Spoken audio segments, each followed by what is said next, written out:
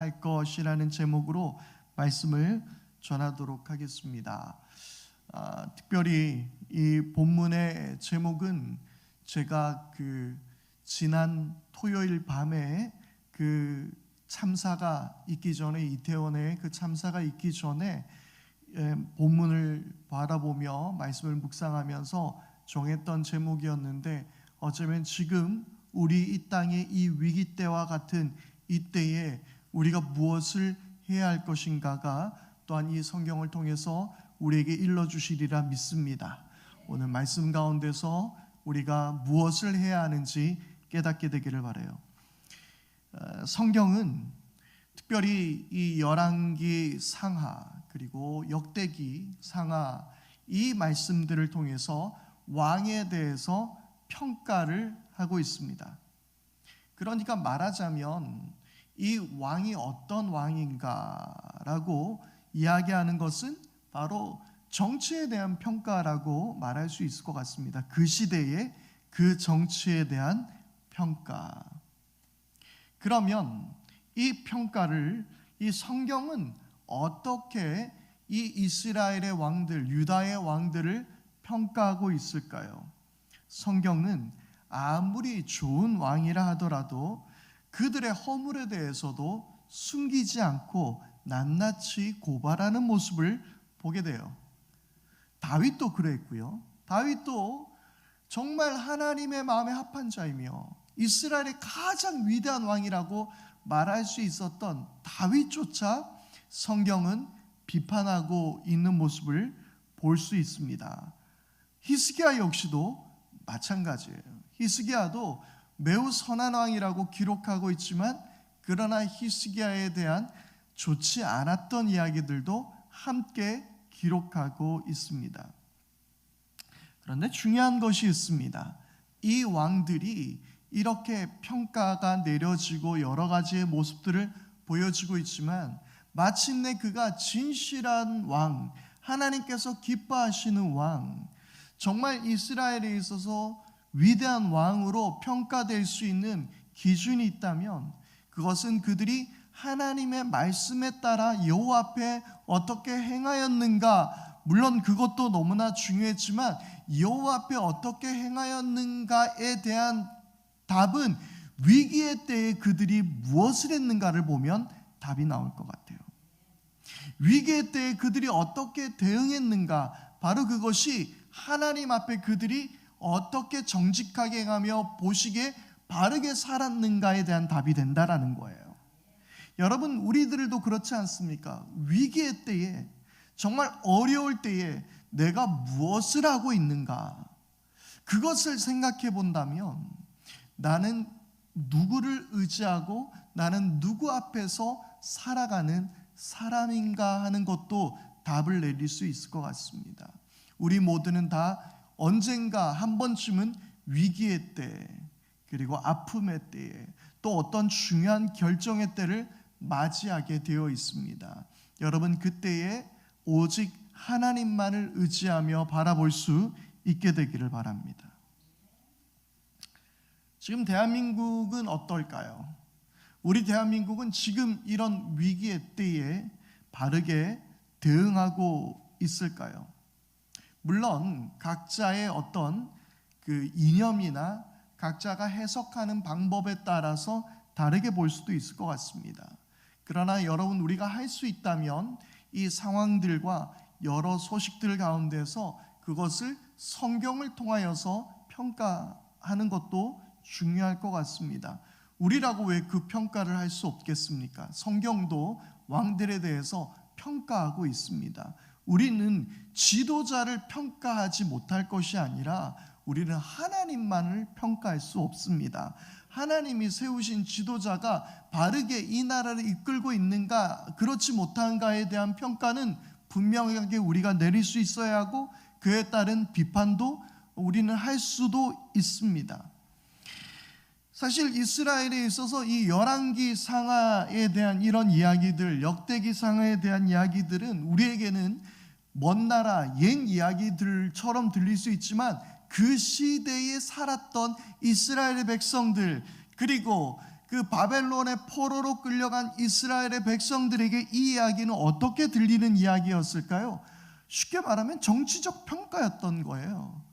그러나 그것이 하나님의 율법 안에서, 말씀 안에서 어떻게 평가가 되어지느냐가 다른 차이이겠죠. 하나님의 뜻에 맞추어서 그가 살아갔는가, 그 평가를 내리고 있는 거예요. 그래서 성경에 대한 정치적 평가는요, 어떻게 나뉘어지냐면 경제적 부흥을 이끌었다, 나라가 매우 번성했다, 이것으로 점수를 주지 않습니다. 아무리 경제적으로 부흥하는 시대를 살았다 하더라도 성경은 그 평가는 냉혹하게 치르고 있습니다. 바로 그가 하나님 앞에서 어떻게 살았느냐 하는 것이죠. 바로 그것으로 그들은 왕들의 정치적 평가, 왕들의 그 통치 능력, 왕들의 그 실패담, 성공담을 다루고 있는 것이죠. 그래서 우리는 역시 하나님의 마음으로 우리가 이 땅을 바라보게 될 때에 성경을 통하여서, 예수 그리스도의 말씀을 통하여서 우리가 이 땅을 바라보게 될 때에 이 땅의 지도자가 어떻게 바로 서 있는가도 우리는 확인할 수 있어야 하는 것이죠. 교회에서 정치적인 이야기를 하는 것은 매우 민감합니다. 아니, 해서는 안 될 이야기들이기도 합니다. 왜냐하면 정치적 성향이 다 다르기 때문입니다. 빨간 당을 이야기할 수도 있고, 파란 당을 이야기할 수도 있고, 노란 당을 이야기할 수도 있고, 보라색 옷 색깔들이 다 그렇게 이야기할 수도 있겠지만, 그런데 중요한 것이 있다면 우리가 이 모든 평가를 내릴 때에 하나님의 말씀을 통해서 우리가 이 땅을 바라볼 때 우리가 내릴 수 있는 각자 개인의 평가들이 있다는 거예요. 중요한 것은 이 사고는 안 일어나게 되면, 이런 참사 같은 일들은 안 일어나게 되면 나타나는 현상들이 아무것도 없어요. 누가 잘했든 잘못했든의 이야기가 없어요. 그런데 문제는 이것이 드러났을 때, 이 참사가 일어났을 때, 사고가 생겼을 때에 그것이 잘못했는지 잘했는지, 적절했는지 적절하지 못했는지, 이 평가는 드러나게 되어 있습니다. 여러분, 오늘 우리가 그런 이 땅을 바라보는 마음을 가지고 오늘 말씀을 통해서 그러면 그리스도인인 우리가 무엇을 해야 할 것인가 한번 생각해 볼 수 있기를 바라요. 미국의 아주 예전에 정신과 의사였던 엘리자베스 킴블러 로스라는 의사가 있습니다. 이 사람은 죽음의 5단계에 대해서 이야기하고 있는데요, 한 번쯤은 아마 들어보셨음직한 이야기일 거예요. 첫 번째 뭐죠? 부정. 나에게 이런 일이 있을 수 없어. 예를 들어서 어떤 내가 그 시한부 인생이라는 진단을 받았어요. 그러면 아니, 거짓말일 거야, 의사가 오진했을 거야 라는 부정. 그 다음에 일어나는 게 분노. 왜 나에게 이런 일이, 아니 내가 뭘 잘못했다고 그렇게 분노하는 거예요. 아니, 나보다 더 나쁜 놈들, 더 건강관리 못하는 놈들은 저렇게 잘 사는데 왜 나에게 분노하는 거예요. 그런데 분노하다 보면 어느샌가 계속해서 분노할 수는 없잖아요. 이제 협상의 단계에 이릅니다. 내가 좀 착하게 살면 그래도 내가 좀 더 생명을 연장할 수 있지 않을까?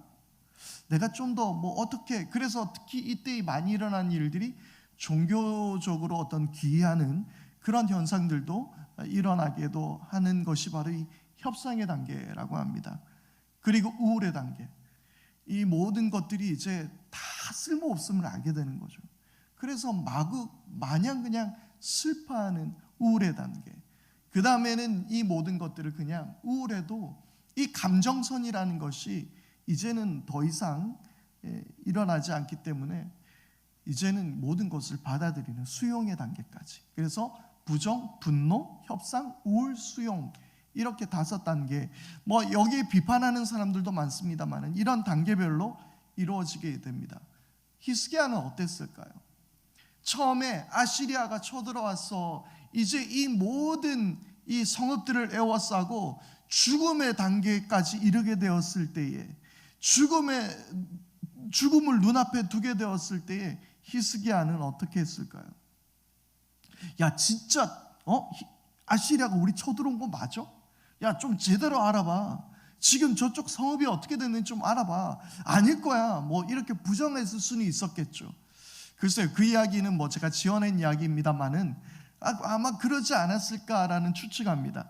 그런데 오늘 말씀 우리 1절에 보니까 어떻게 했습니까? 지금 이 말을 듣고 분노하고 있어요. 분노. 그런데 대부분 이렇게 분노하게 된다면 그 다음에는 아까 이야기 드렸죠. 분노 다음이 협상이에요. 그럼 이제 아시리아하고 협상하는 단계에 이르겠죠. 야, 이게 내가 화만 내서 될 일이 아니겠구나. 그래서 아시리아하고 뭔가 모종의 관계를 이어가려 하지 않겠습니까? 물론 조금 죽음의 단계와 이것을 연관지어서 말하기는 좀 어렵습니다만은, 부족한 부분도 있습니다만은 아마 거기까지 가지 않겠습니까? 아시리아에게 굴복하는 모습들을 보지 않겠습니까? 아니면 이 강대국을 의지하는 그런 다른 나라를 의지하는 어떤 협상의 단계, 내가 저 사람들에게 도움을 구하면 이 문제가 해결되지 않을까 하는 그런 협상의 단계에 이르게 되는, 이런 여러 가지의 문제들이 생기게 되는 것이죠. 히스기야도요. 그런데 1차 침공 때는, 아시리아의 1차 침공 때는 그는 아시리아에게 조공을 바치기도 했습니다.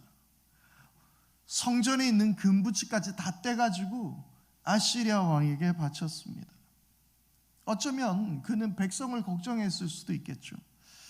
그래도 백성의 목숨이 소중하니까 정말 아시리아가 들어와서 북이스라엘처럼 완전히 그냥 쑥대밭을 만들어 놓고 모든 민족을 뿔뿔이 흩어놓고 거기에다가 다른 민족을 이주시켜 가지고 그 핏줄마저 사라지게 하는 그런 일들을 막아야 되지 않을까라는 생각을 했을 수도 있을 것 같습니다. 어쨌든 처음에는 조공을 바쳤어요. 그런데 지난주에 우리 말씀을 본 것처럼 더 큰 병력으로 오히려 예루살렘을 치러 온 것입니다. 그리고 랍사게가 이제 이 유다를 향해서, 그리고 백성들을 향해서 저주를 퍼붓게 되는 것이죠. 그 저주를 듣고 났을 때에 어쩌면 이때 히스기야는 제대로 깨달았던 것 같습니다. 오늘 말씀해 보니까 그는 울분을 참지 못하고 자기의 옷을 찢고 베옷을 두르고 주님의 성전으로 들어갔다라고 기록하고 있습니다. 하나님의 사람들이 딱 폭발하게 되는 그 트리거, 이렇게 딱 방아쇠라 그러죠. 이걸 딱 당기는 순간이 있습니다. 그게 뭐예요? 하나님에 대한 모욕입니다. 누가 그랬습니까? 우리가 잘 아는 다윗이 그랬습니다. 골리앗이 아무리 큰 거인이고 적이라 할지라도 내가 그를 도무지 이길 수 있을 것만 같이 여기지 않는, 정말 절대적인 그 힘을 가지고 있는 그 상대일지라도 하나님에 대한 모욕, 하나님에 대한 저주는 듣고 있을 수가 없는 거예요. 이게 트리거 방아쇠가 되는 거예요. 그래서 제가 정신을 빡 차리는 거예요. 저것 봐. 히스기야도 마찬가지 같아요. 처음에는 아시리아님 그냥 저희 살려만 주시고 달라는 거 다 드리겠습니다. 그냥 우리 백성들만 살려주십시오 라고 했는데 백성들의 목숨보다 더 중요한 게 있었던 것이죠. 하나님의 영광이었습니다. 하나님을 저주하는 것이었습니다. 여러분, 이 세상에 정말 수많은 사람들이 하나님을 저주하고 모욕하고 있는 것을 우리는 인터넷의 여러 곳에서 보고 있습니다. 그러면 어떻게 해야 될까요? 그 댓글들 하나하나 다 신고할까요? 신고해도 신고도 안 될 거예요. 어떻게 해야 될까요? 맞서 싸우는 거예요. 어떻게 해요? 우리의 선함과 우리의 섬김과 사랑과 인내와 수고, 그 모든 것으로 세상과 나가 싸워 이겨야 할 줄 믿습니다. 이것이 우리가 함께 나누고 있는 또한 영적 전쟁의 그 메시지이기도 합니다. 그래요. 그 트리거, 여러분 가슴 속에 그 울분을 참지 못하는 그 트리거가, 그 방아쇠가 있게 되기를 바라요. 하나님을 모욕하는 것들에 대한 방아쇠, 그것은 어떻게 발사되어져야 될까요? 아까 말씀드렸던 그런 우리들의 삶을 통해서 또 한 가지, 바로 오늘의 말씀처럼 자기의 옷을 찢고 베옷을 두르고 주님께로 나가는 것입니다. 옷을 찢는 것, 이건요, 성경에 가끔씩 등장하는 부분입니다. 아이고, 옷을 왜 찢을까요? 아깝게. 근데 어쨌든 이 옷을 찢는 행위는 기쁨, 슬픔, 그리고 애도의 상징적 행위로서 자주 등장합니다. 그리고 그는 굵은 베옷을 입었습니다. 그런데 왕과 백성이 그냥 딱 봤을 때 다른 게 뭐예요? 옷이겠죠. 그리고 특별히 왕들은요, 이 예전의 고대 사회에서는 자주색이나 이런 색깔들을 많이 썼다고 해요. 왜 그럴까요? 자주색은 구하기가 어려운 색깔이었기 때문에 그렇다고 합니다. 그 당시 염료를 구하려면 자연에서 구해야 되겠죠.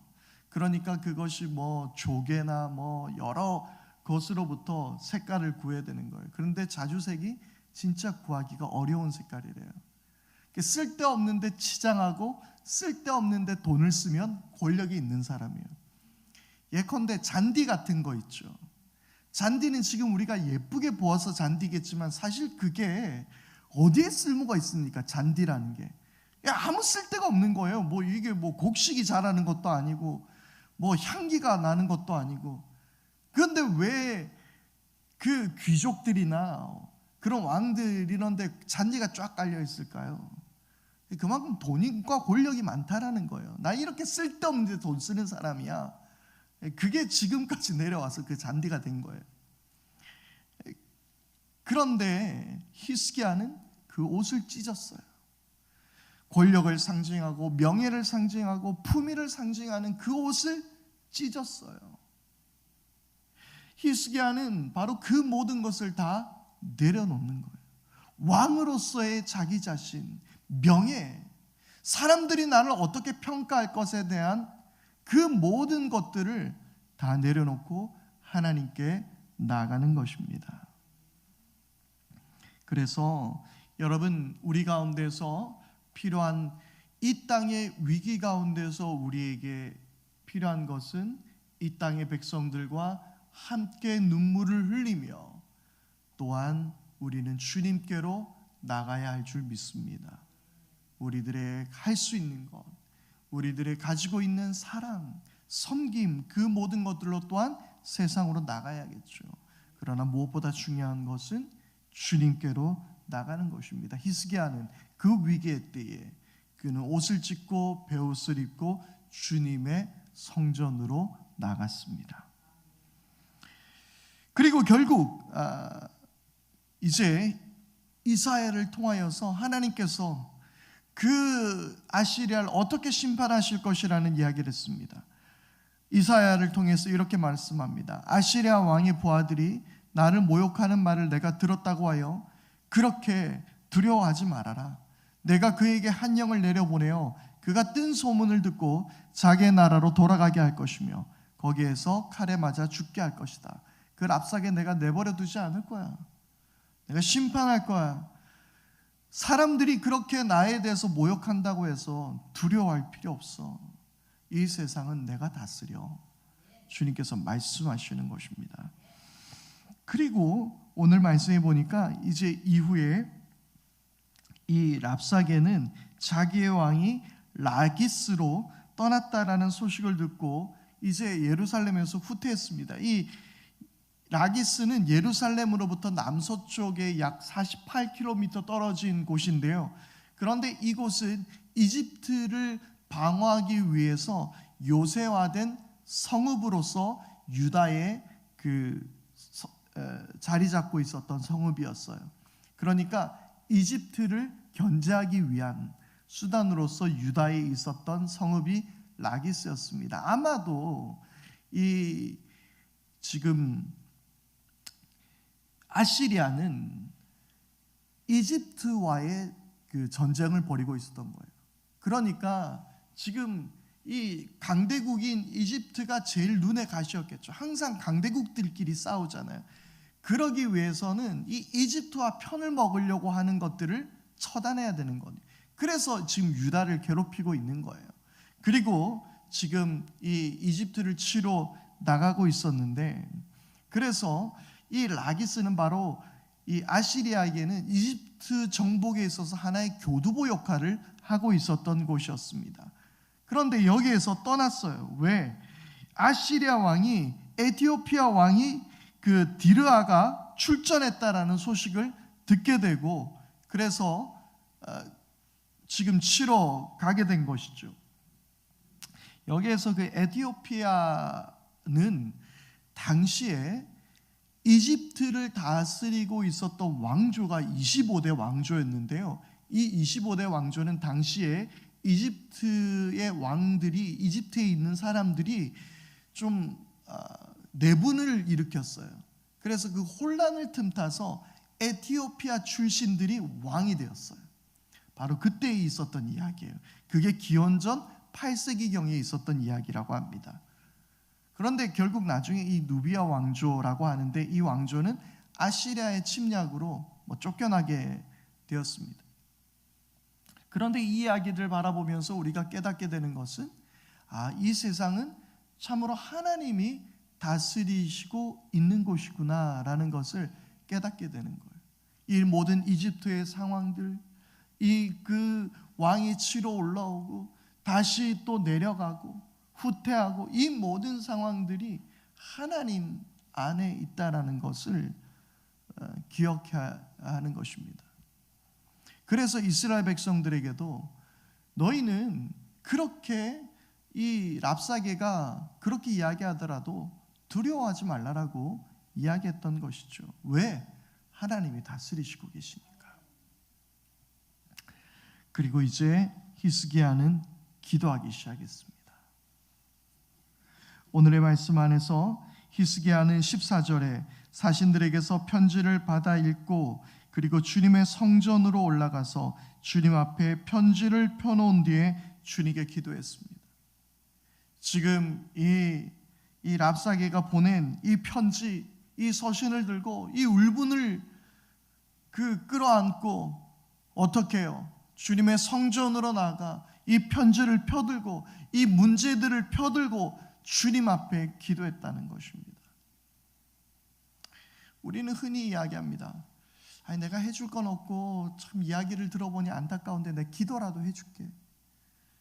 내가 하는 게 기도밖에 없다. 그냥 기도라도 할게. 그런데 여러분, 기도라도가 아니라 우리에게 있어서는 기도가 가장 강력한 무기입니다.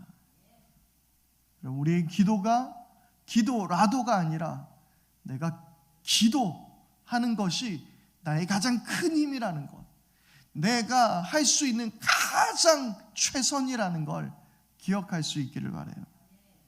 그래서 종교개혁자, 영국의 종교개혁자 존 낙스가 했던 유명한 말이 있습니다. 기도하는 한 사람이 기도하지 않는 한 민족보다 강하다. 아시리아가 아무리 강대국이라 할지라도 하나님께 기도하는 히스기야가 있었기에 이 유다는 이길 수 있는 것입니다. 아시리아보다 강한 민족이 되는 것입니다. 그런데 히스기야의 기도를 한번 살펴볼까요? 히스기야는 이렇게 기도합니다. 이 15절 말씀부터인데요. 그룹들 위에 계시는 주 이스라엘 하나님, 주님만이 세상의 모든 나라를 다스리시며 오직 주님만이 이 땅을 만드신 분이십니다라고 그는 이야기합니다. 그리고 하나님을 모욕하는 저 랍사게의 망언을 잊지 말라라고 이야기하고 있습니다. 그리고 또한 뭐라고 이야기합니까? 아시리아 왕들이 다른 민족을 짓밟았는데, 그런데 그 짓밟힌 왕들이 있었던 그곳은 다 우상들을 섬기는 나라였다라는 거예요. 그래서 그들이 멸망당할 수밖에 없었다라는 거예요. 그리고 이제 19절입니다. 19절 함께 읽을까요? 자, 시작. 주 우리의 하나님, 이제 그의 손에서 우리를 구원하여 주셔서 세상의 모든 나라가 오직 주님만이 홀로 주 하나님이심을 알게 하여 주십시오. 아멘. 자, 여러분, 이 기도에서 히스기야는 뭘 위해서 기도했습니까? 하나님의 영광을 위해서 기도합니다. 자신의 능력, 승리를 위해서 자존감을, 영광을, 명예를 구하는 기도를 하지 않았어요. 그는 이스라엘을 위해서, 유다를 위해서 기도하지 않았어요. 유다를 위해서 기도한 것이 아니라 하나님을 위해서 기도하는 거예요. 하나님만이 홀로 주 하나님이심을 알게 해주십시오. 여러분, 예전에 히스기야는요, 자신들의 백성이 죽는 것을 그는 두려워해서 조공을 바치려고 했던 왕이었어요. 그런데 하나님의 이름이 모욕을 당하자, 그래, 우리 백성 다 죽여도 좋다. 그러나 내가 너희들한테 항복은 안 한다. 그러면서 하나님 앞에 나와서 기도하고 있는 것입니다. 목숨을 살려달라는 기도가 아니에요.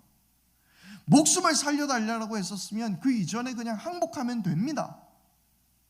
어려운 문제 아니에요. 앞서 랍사게가 이야기하잖아요. 난 니네들 다 살려줄게. 정말 젖과 꿀이 흐르는 땅으로 가서 살게 해줄게. 이야기하잖아요. 그냥 그렇게 하면 돼요. 그런데 왜 그것을 받아들이지 않습니까? 이 땅이 하나님이 주신 땅이며 하나님의 이름이 지금 모욕을 받고 있는 거예요. 여러분, 먼저 그 나라와 그의 의를 구하는 기도가 우리 가운데 있어야 하는 것입니다. 여러분, 오직 하나님의 영광을 위해서, 하나님의 나라를 위해서 우리가 기도해야 할 줄 믿습니다. 히스기야도 그렇게 기도했던 것처럼 우리 역시 하나님의 다스리심을 선포하며 기도하며 나갈 수 있게 되기를 바라요. 여러분, 우리 민족이 지금 어려움과 슬픔 가운데 놓여 있습니다. 우리는 무엇을 해야 할까요? 앞서 말씀드렸던 것처럼 옷을 찢고 가슴을 찢고 그리고 주님의 성전으로 가서 무엇보다 우리가 기도해야 될 때입니다. 하나님이 이 땅을 다스려 주시기를, 하나님이 이 땅 가운데 정의와 공의로 다스리시기를, 하나님의 위로가 이 땅 가운데 함께 하시기를, 하나님의 긍휼이 이 땅을 다스리시기를, 그렇게 우리가 기도해야 될 때입니다. 위기의 때에 무엇을 해야 됩니까? 슬픔을 가지고 주님 앞에 나와서 기도하는 겁니다. 그리스도인들은 기도해야 되는 것입니다. 정치 지도자들을 바라보면서 평가를 하지 말거나 정치적 행위를 하지 말라라는 말이 아니에요.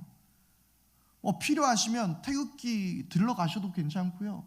필요하시면 촛불 들러 가셔도 괜찮습니다. 괜찮아요.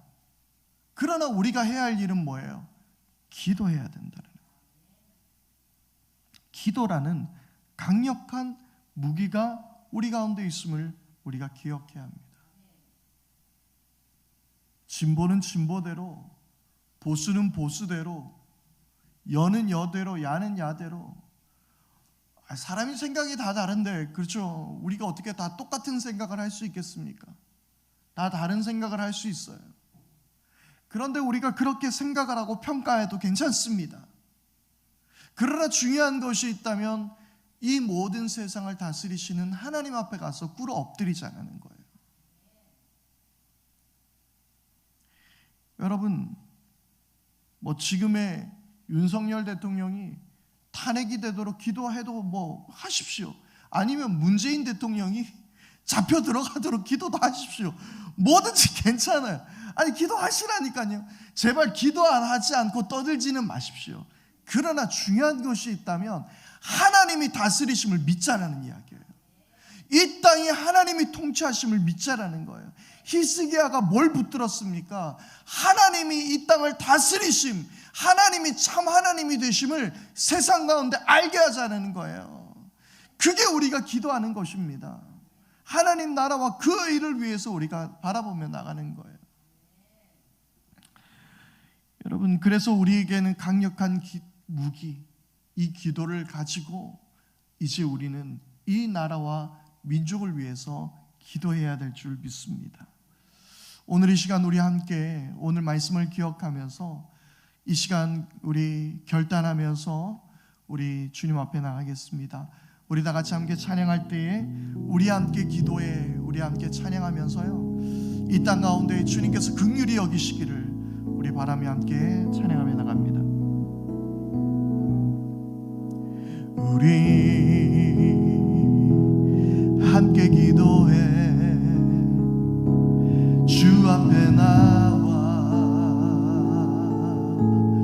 무릎 꿇고 긍휼 베푸시는 주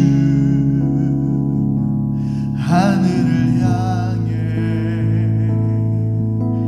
두 손 들고 하늘 문이 열리고 은혜의 비추기 이 땅 가득 내리도록 마침내 주 오셔서 의의 비추기 우리 위에 부시. 우리 더 큰 소리로 우리 함께 기도해. 우리 함께 기도해 주 앞에 나와 무릎 꿇고 긍휼 베푸시는 주 하늘을 향해 두 손 들고 하늘 문이 열리고 은혜의 비추기 이 땅 가득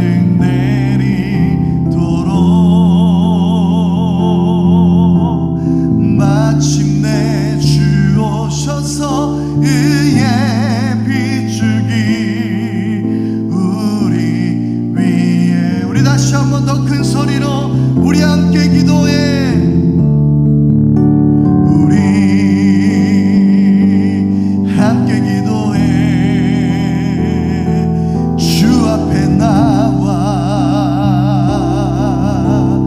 무릎 꿇고 긍휼 베푸시는 주 하늘을 향해 두 손 들고 하늘 문이 열리고 은혜의 비추기 이 땅 가득 내리도록 마침내 주 오셔서 의의 비추기 우리 위. 우리 두 손 높이 들고 다시 한번 하늘 문이 열리고 하늘 문이 열리고 은혜의 비추기 이 땅 가득 내리도록 마침내 주 오셔서 의의 비추기 우리 위에 부시도록. 우리 이 시간 우리 합심하여 기도하겠습니다. 주님 이 땅을 불쌍히 여겨 주옵소서. 하늘문이 열리고 은혜의 빗줄기가, 위로의 빗줄기가, 의의 빗줄기가, 평강의 빗줄기가 이 땅 가운데 흐르게 하여 주시옵소서. 우리를 불쌍히 여겨 주옵소서. 주님, 정치 지도자들과 모든 아버지 하나님, 이 땅을 다스리시는 이들을 주님께서 붙들어 주시옵소서. 모든 위정자를 붙들어 주옵소서. 함께 우리 기도하겠습니다. 하나님 아버지, 이 시간 주님께서 우리를